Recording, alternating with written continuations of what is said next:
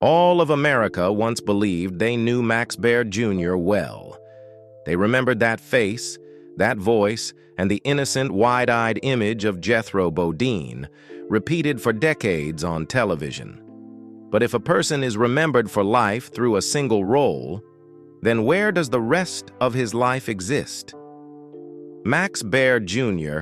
entered popular culture not through an effort to shape himself, but by being swallowed whole by an image. The Beverly Hillbillies made him a familiar face to tens of millions of American viewers, an overwhelming success in terms of recognition. At the same time, it also placed him inside an invisible cage where his talent, education, and true personality were gradually flattened into a comic template he could not control. Born in the shadow of a father whose fame was simply too great, Max Baer Jr. grew accustomed early to walking behind someone else's image. That name went ahead of him, shaping how outsiders looked at him and narrowing the spaces where a personal identity normally needs time to form. Being remembered too clearly before he ever had the chance to choose became a foundational condition he carried with him for the rest of the road. Max Baer Jr. was born on December 4, 1937, in Oakland, California. Fame had already existed in his family long before him. His father, Max Baer Sr., was a heavyweight boxing champion, one of the familiar faces of American newspapers in the mid-20th century. That image appeared regularly in the press, in adults' conversations, and even in the way people looked at the Baer household, long before Max Baer Jr. had time to form any clear idea of who he was. His childhood was stable, not deprived, not chaotic, but it was always placed beside an image that already felt complete. The name Baer needed no introduction. It came before every personal choice, quietly narrowing the space where hesitation might normally exist. He grew up in California and attended Christian Brothers High School in Sacramento, a closed, disciplined educational environment that emphasized order, routine, and self-control. There, Max Baer Jr. was not a standout student in the sense of drawing attention. He showed up consistently, on time, and rarely drifted outside the common frame. Much of his time at school went to athletics. He participated in 4 different sports, not to perform, but to maintain a steady rhythm of life. Among them, golf was the one that stayed with him the longest. Not loud, not physical. A sport that asks you to stand alone on the course, repeat the same motion, and accept error as part of the process. Winning 2 junior titles at the Sacramento Open did not come from any explosive moment, but from his ability to maintain a consistent practice rhythm. Long training sessions, repeated rounds. Results accumulated slowly and did not require witnesses. Golf remained the sport he held on to longest. A game without noise, without collision, forcing the player to take responsibility for every small margin of error. Improvement there does not arrive through a sudden breakthrough, but through repeating the same movement long enough for the body to correct itself, then accepting that outcomes always carry something beyond control. Winning 2 junior titles at the Sacramento Open did not produce a dazzling story, but it confirmed a steady quality. The ability to keep rhythm, accumulate progress slowly, and not need a crowd to know he was heading in the right direction. These years showed no signs of recklessness or dependence on family fame, no hunger for attention, no effort to build a personal image. Everything stayed within acceptable limits, as if he had grown used to existing inside structure rather than trying to break out of it. After high school, Max Baer Jr. attended Santa Clara University. He chose business administration as his major and philosophy as a parallel minor. It was not the choice of someone searching for a stage, but of a young man preparing for a long life. Business administration was tied to structure, numbers, and how a system operates in order to survive. Philosophy asked slower questions, less practical ones, about role, responsibility, and the place of an individual inside an order that already exists. The two fields were not opposites, but they did not dissolve into each other either. They ran side by side, like two ways of seeing life kept open at the same time. In the hallways of a Catholic school and later on Santa Clara's campus, the Baer name would still surface ahead of him at times. Not loudly, but enough to shift the air slightly. A look that lingered longer than necessary. A casual question that subtly changed tone once people realized whose son he was. No one openly demanded anything, but the presence of old fame made every personal decision heavier than usual. Max Baer Jr. did not react to it. He simply noted it, as one notes an environmental condition, something you did not create, but must live with if you want to keep moving forward. During his university years, there was no sign that he was chasing the spotlight or turning toward entertainment through some sudden impulse. He studied steadily. His career path was not yet fixed. Possibilities remained in reserve, as if he was trying to delay the moment when he would have to stand fully on one side. When Max Baer Jr. entered adulthood, he stepped into an American television industry that was expanding rapidly. New faces were in demand. Easily recognizable images began to dominate. In that context, his choice to pursue acting did not feel rebellious. It felt like a familiar continuation, to keep living under the public gaze, only in a different role. In the early 1960s, Max Baer Jr. appeared on American television as a young actor in the purest sense of the system. Not a new star, and not a face being promoted. He entered the industry through small, brief, exactly functional roles in series that were airing steadily across post-war America, where television operated like a massive production line. During this period, Baer Jr. began showing up in programs such as Maverick, Cheyenne, Hawaiian Eye, Surfside 6. These were supporting parts lasting only a few minutes per episode. A young gambler, a junior officer, a stranger who passes through town and disappears once the story closes. These roles did not make audiences remember his name, but they were enough for producers to remember his face. In American television at the time, being called back mattered more than being talked about. On set, Max Baer Jr. was seen as disciplined, quick to learn dialogue and never disruptive. He did not ask for script changes, and he did not try to pull attention toward himself. That allowed him to exist steadily within the system, but it also placed him in a familiar position in that era of American television. Someone who could fill gaps rather than someone who shaped the story. In an environment that prioritized speed and stability, being a perfect fit became the highest value. In the years that followed, he continued appearing sporadically in many different series, accumulating experience in a quiet way. Baer Jr. learned what the camera needed, how editing rhythm controlled expression, and how television did not ask a young actor, "Who are you?" but rather, "Are you suitable?" The road ahead opened through that kind of approval, even though no one yet knew where it would lead. In that state, Max Baer Jr.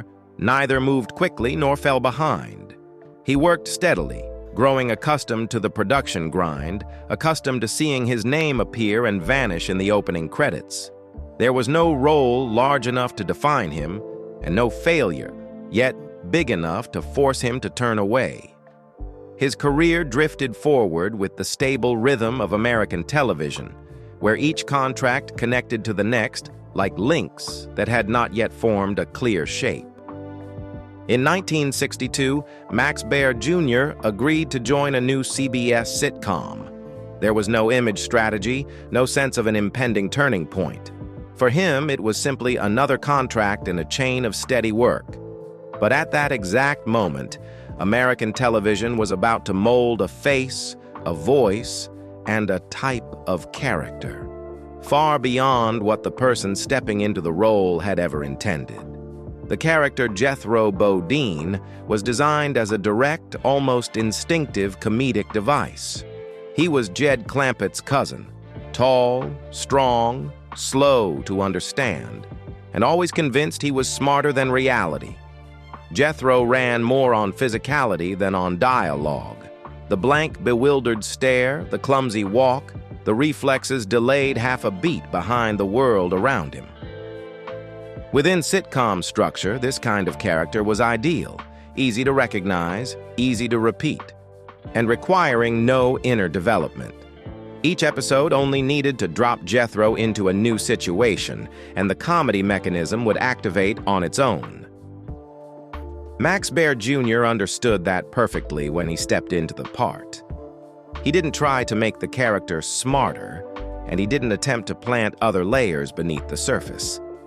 Jethro was performed exactly as the script required: precise physical comedy, reaction timing calibrated with care.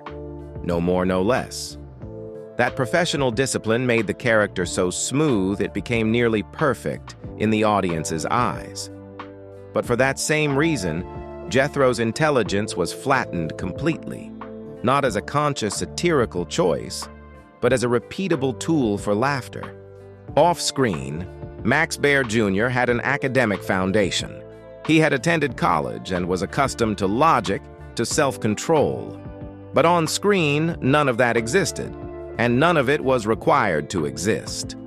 Television did not need to know what an actor thought when the character fell silent. It only needed the moment the audience laughed at the right time. Baer Jr. delivered that consistently, and that consistency quickly became identity. The Beverly Hillbillies premiered and rapidly became a television phenomenon. In a short time, the series reached the top of America's ratings charts, drawing tens of millions of viewers each week. For CBS, it was a rare kind of success, a sitcom that was cheap, easy to watch, and perfectly aligned with the mass public mood of the early 1960s. For Max Baer Jr., it was the first time he entered the center of attention, without having to take another step forward. Affection came fast, and it spread widely. Jethro became one of the most memorable characters in early 1960s American television. Children imitated his walk and his voice. Adults referenced his name as a familiar cultural shorthand. Newspapers, promotions, and other television programs called Max Baer Jr. Jethro, without needing explanation. The character gradually moved beyond the limits of a role and became a type in collective memory. Meanwhile, Baer Jr.'s career inside the system ran on a different logic. He worked steadily for 9 full seasons, from 1962 to 1971, within a stable production routine. There were no major conflicts with the crew, no attention-grabbing behind-the-scenes stories. He arrived on set, on time, learned his lines quickly, and delivered exactly what was required. To producers, he was a reliable component of a structure that had already proven effective. But that very stability began to create a kind of closed space. As the Beverly Hillbillies continued to hold its ground on the air, the image of Jethro was repeated more and more. Each new season did not open up more possibilities. It reinforced an identity that had already formed. In the eyes of the audience, Max Baer Jr. was not playing Jethro. He was Jethro. During that time, offers from outside did exist, but within clear limits. The roles proposed to him usually revolved around the same type of image: humorous, naive, supporting. There was no room to experiment with characters that ran against the figure already rooted in the public memory. No one told him he could not do something different. They simply never raised the question. Within the industry, the mechanism of typecasting began to operate like a natural reflex. An image that had produced huge success did not need to be questioned again. Suitability, the very quality that had once helped Baer Jr. enter the profession, now became an invisible boundary. He was not removed. He was still there. But his choices began to narrow, without any need for formal declaration. Off-screen, Max Baer Jr. did not resemble Jethro. He had an academic background and a habit of logic and personal discipline. But none of that had space to appear in his public image. Television did not require an actor to display his real self. It required consistency, and Baer Jr. continued to provide that consistency with precision. As the Beverly Hillbillies moved toward the end of the 1960s, its success did not decline. But American television itself began to change. Rural sitcoms gradually gave way to programs with more social and urban themes. In the early 1970s, CBS began its rural purge, and the Beverly Hillbillies was swept up in the wave that removed such shows from prime time. After 1971, when the Beverly Hillbillies ended, a common assumption existed in American television. Leading actors would enter a post-sitcom phase, where long-built fame would open new possibilities. For some, that assumption held true. For Max Baer Jr., it remained an expectation that never fully formed. The show ended, but the image did not. Jethro Bodine continued to live in reruns, in public memory, in lines repeated out of habit, while the actor behind the character stepped into a difficult-to-name emptiness. Not every sitcom actor is swallowed by a role, but those who enter the public memory too early, too completely, often lose the right to fail, to experiment, or even to fade. When an image has already completed its cultural function, the system no longer needs the person behind it to move. It only needs that image to be repeated correctly. Max Baer Jr. was not an exception to that rule. He stood at the farthest point that rule could reach. Offers that came afterward carried a certain caution. He was not exactly rejected, but he was no longer actively sought out. Baer Jr. still received roles, but most were small, brief parts, or characters carrying familiar traces, tall, simple, leaning toward physical comedy. These were jobs that could not open a new trajectory and could not fully erase the old one. The industry did not oppose him. It simply did not know where to place him outside the stable zone of memory he already inhabited. In the early 1970s, as American television shifted sharply from rural sitcoms toward urban, socially driven, debate-oriented storytelling, the image of Jethro began to fall out of rhythm. Not outdated in a negative sense, but finished. Its historical work had been done. In a production system now searching for faces not yet stamped, excessive familiarity became a quiet disadvantage. Max Baer Jr. carried a character audiences knew too well. So well there was no remaining space to imagine him differently. In 1974, Macon County Line was released. Baer Jr. co-wrote, produced, and starred in the film on a budget of under $200,000, a modest figure even by independent standards of the time. The film did not rely on star power or an established brand, but confronted violence, conflict, and regional American psychology directly in a raw style that made no effort to soften itself. More importantly, Baer Jr. did not only participate creatively, he controlled how the film was brought to market, targeting small theaters, specific audience regions, and an extended release cycle. The result surpassed every expectation. Macon County Line grossed over $30 million, becoming the film with the highest revenue-to-cost ratio in American cinema history at that time, a record that stood for 25 years until it was broken in 1999. Within the landscape of 1970s American cinema, Macon County Line was not merely a major prophet, it was a marker of the drive-in ecosystem operating in parallel with Hollywood.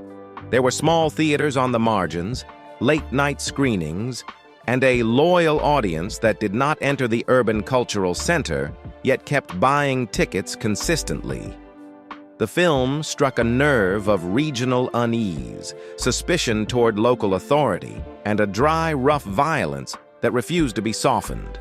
From there, a clear circulation emerged. Southern exploitation, vigilante cinema, and rural violence narratives that could survive independently without needing critical legitimacy. At this point, Max Baer Jr. revealed a kind of being ahead of his time. He did not make films for critics or for the aesthetic center of urban culture. He made them for Southern and rural audiences, the very places Hollywood often dismissed. If placed beside Roger Corman, the similarity was not in ambition or volume, but in the ability to see the margins as a market and low cost as a strategic advantage. But unlike Corman, Baer Jr. did not build a production empire. He looked for a way to escape the old identity through structure, through control, and through placing the film into the exact stream of people already watching. This success was not only commercial, it proved that a project did not need a major studio system to generate wide impact if the filmmaker understood distribution structure and audience behavior. For Baer Jr., it was not luck. It was the outcome of a clear-headed production mindset. The Wild McCulloch's 1975 pushed that choice even further. Here, Baer Jr. controlled almost the entire creative process, from content to narrative method. But the degree of control also exposed another limitation. Without a major system shaping it, and without television branding to guarantee it, the film existed in a kind of isolation. It did not fail, but it did not open a new flow either. Independent cinema allowed Baer Jr. to keep working, but it did not provide a wide enough context for his image to be reread in a fundamentally different way. In 1976, Ode to Billy Joe signaled another kind of sharpness, this time not in original content, but in intellectual property ownership. Baer Jr. proactively bought the rights to Bobby Gentry's song, Ode to Billy Joe, a track that had already become a mass cultural phenomenon. Instead of using music as a supporting element for film, he reversed the logic. He made the song itself the central axis on which the cinematic story would be built. This was a model still very new at the time. With a budget of roughly $1.1 million, Ode to Billy Joe generated strong global revenue through multiple channels: theatrical release, television, and video, and more importantly, it established a structural precedent. After this film, more than 100 other film projects were developed from famous songs, turning music into a starting asset for cinema. Baer Jr. did not merely participate in a trend, he helped shape it by seeing that storytelling value was already embedded inside the public memory of popular music. Baer Jr.'s ability to read structures of ownership and creative value also showed clearly in the legal arena. When the film project Like a Virgin was blocked from proceeding by ABC, he did not accept the idea that a project could be stopped simply because of disputes over naming rights and exploitation. The lawsuit dragged on and ended with Baer Jr. winning, along with compensation exceeding $2 million. More important than the figure itself, the victory confirmed one thing. He understood the boundary between ideas, brands, and exploitation rights extremely well. And he was willing to defend that boundary through legal tools. These film projects were not a shift from failure to success. They were repeated attempts to escape an image that had sunk too deeply into collective memory. They showed Max Baer Jr. as someone who understood the craft, understood the market, and was willing to take responsibility for his choices. But they also exposed a lasting paradox. In American popular culture, the right to keep working can be regained through technique and discipline, while the right to be recognized as a human being beyond a single role is not easily granted back, no matter how clearly the evidence of competence exists. After long efforts to control both work and image, Max Baer Jr. arrived at a sober recognition. The problem was not whether he still had the ability, but that the space for him no longer existed. Television did not need another Jethro, and mainstream cinema did not know how to receive a face already too familiar. This was not a moment of defeat, and certainly not a professional collapse. It was a prolonged constriction, where every next step demanded that he pay an additional cost in personal identity. Leaving acting, therefore, did not happen like a clean-cut decision, nor was it announced as a manifesto. It formed gradually, through projects becoming fewer, roles losing their power to expand anything, and the repeating sensation of walking into spaces where expectations had already been fixed. For Baer Jr., staying no longer meant practicing a craft. It meant agreeing to live long-term inside an image that could not be edited.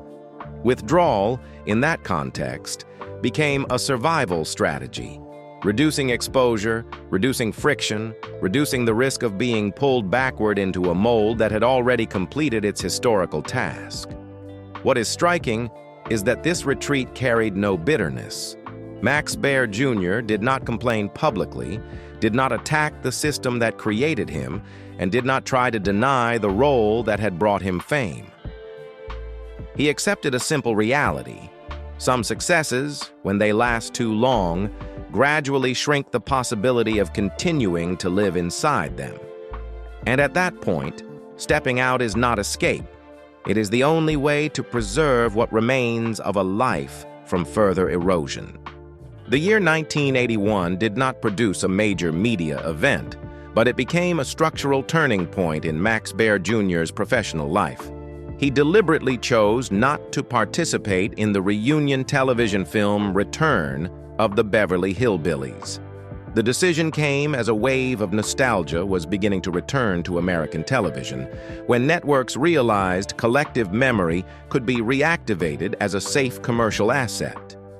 For many actors of that generation, reunion projects meant a chance to be seen again, to be named again, to be pulled out of the long silence after a series ended. For Baer Jr., the meaning was the opposite. Returning in the shape of Jethro Bodine would not open a new chapter.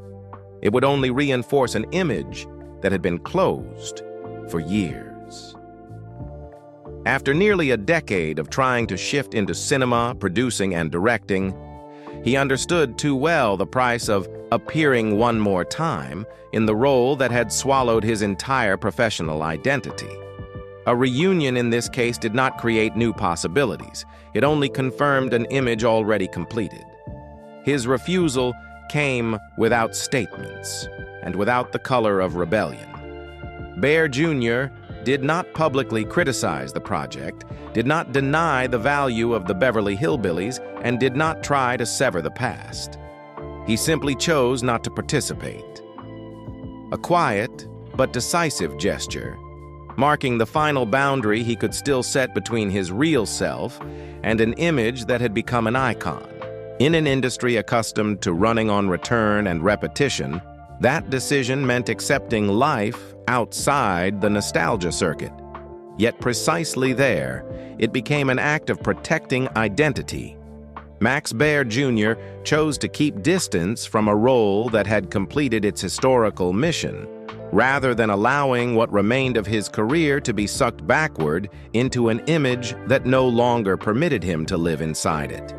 As control over image became the central issue, Max Baer Jr.'s arena shifted away from the set and into another territory of the entertainment industry, one where images are no longer created in front of a camera, but managed through contracts, law, and structures of ownership. This was not a career change driven by inspiration. It was a technical choice.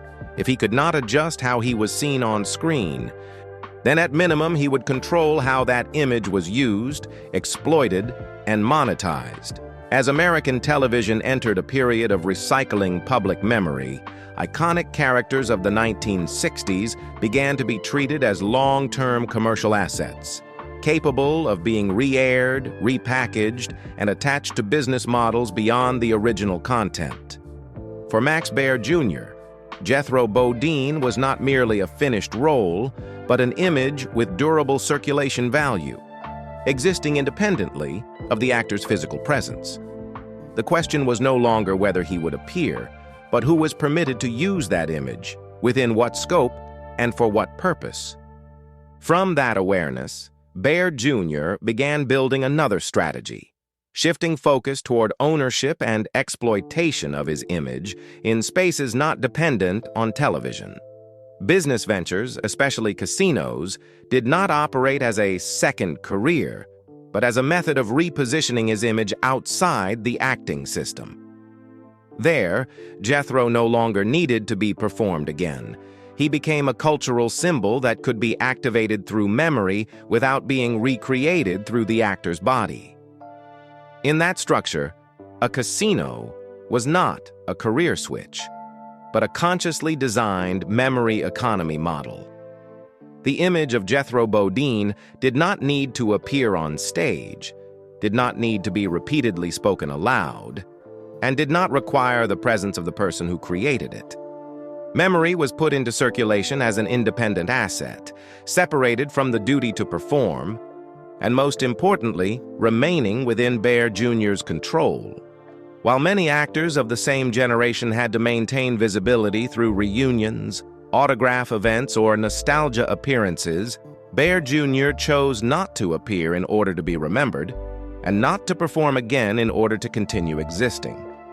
Casinos allowed him to keep distance from the old image, while still living alongside the memory without being dragged back into it.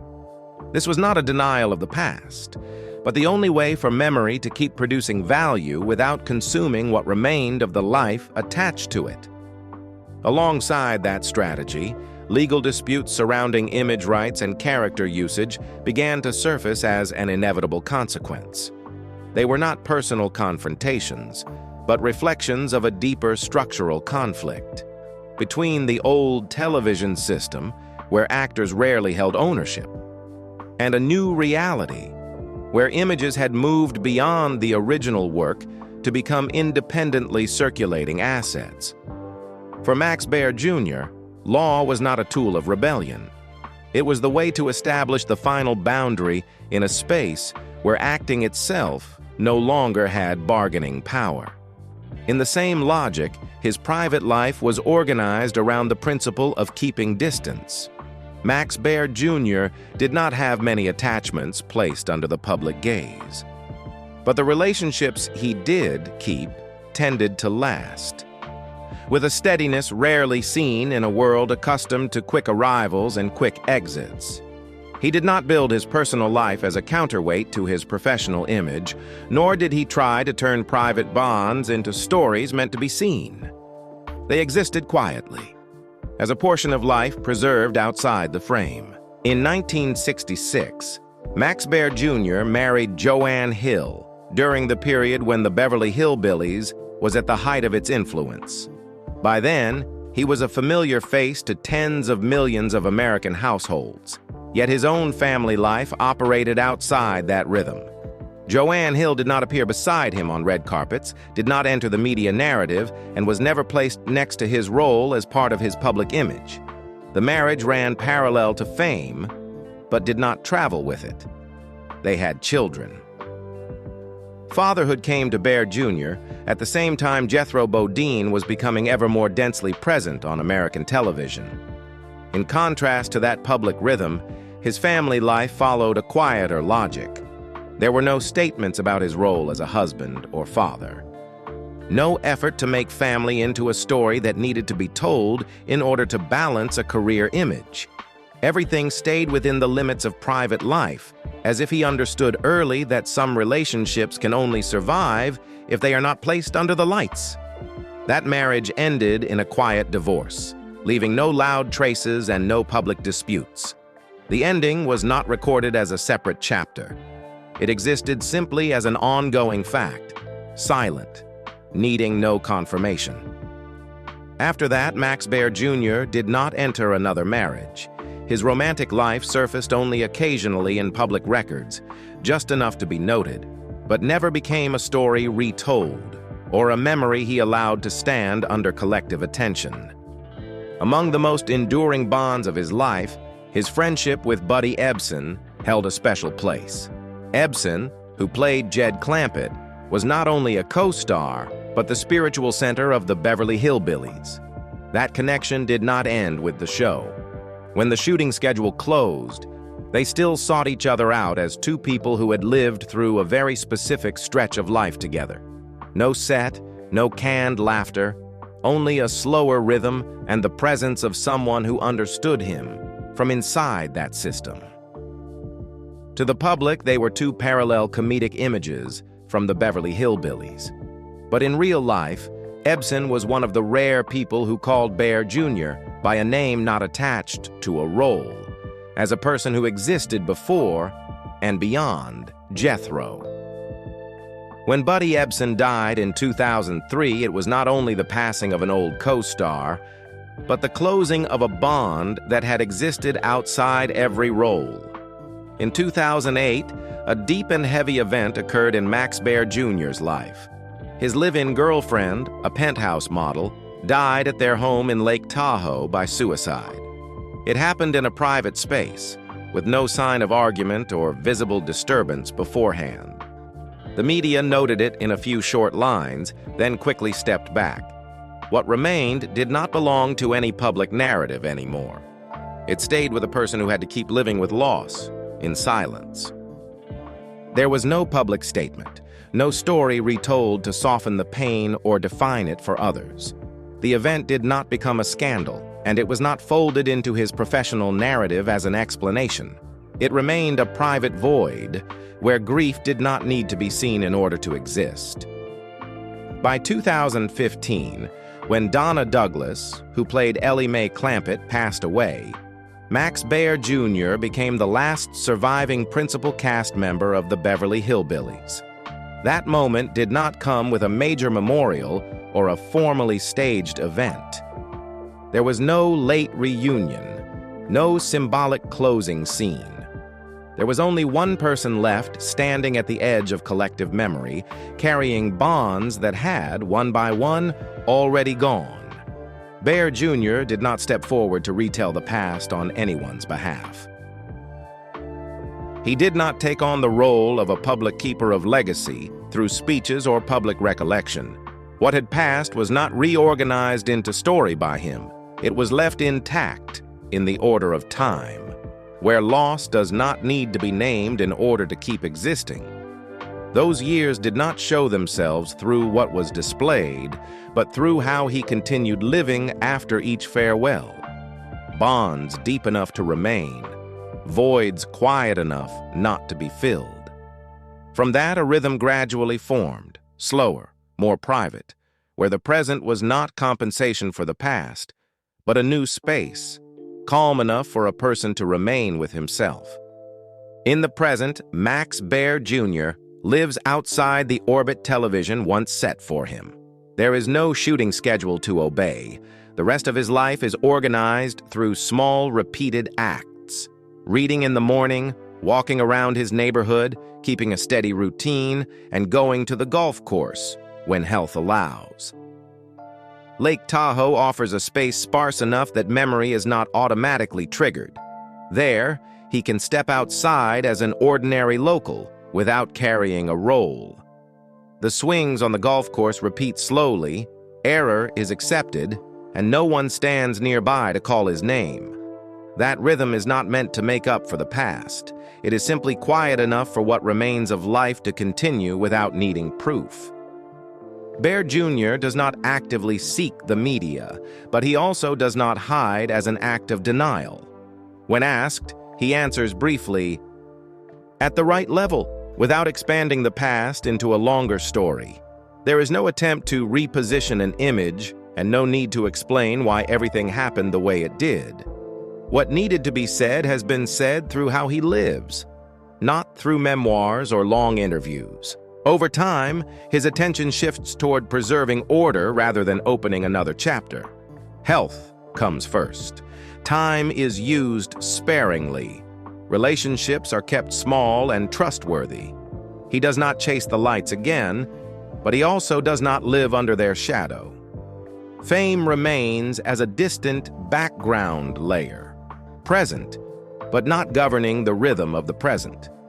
Max Baer Jr. has passed through large structures and understands exactly how they operate. With Macon County Line, he did not only stand in front of the camera, he sat with the production and distribution structure, chose theaters, shaped the release cycle, and understood how a film could live outside the studio system. When he bought the rights to Ode to Billy Joe, he looked directly at ownership and the life cycle of a story, rather than seeking validation through personal fame. These decisions were never presented as manifestos, yet they were sufficient on their own to confirm a professional attitude, understanding limits, and acting within what can still be controlled. To those who worked with him, Baer Jr. is remembered as someone with strict discipline, on time, thoroughly prepared, not disruptive, not taking up space. In an industry that often runs on friction and ego, that calmness does not create shockwaves, but it creates trust. Enough to be given work, enough to remain. And when it is time to leave without creating a void, others must fill.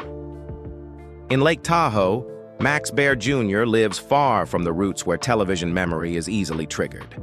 No shooting schedules, no reunions, and no one calling him by a character's name. There are mornings when he goes out to the golf course early, while the grass is still wet with dew. No audience, no recognition, only the repeated swing, the accepted margin of error, and a silence long enough that nothing needs to be proven. Max Baer Jr. was once recognized by millions, but he did not let that recognition direct the rest of his life. When he understood that staying would only make the old image repeat again, he chose to step out, without rebellion, without explanation. In the space where no one calls his name, a person can still stand. Perhaps that is the quietest way for a role to end, without swallowing the life that comes after.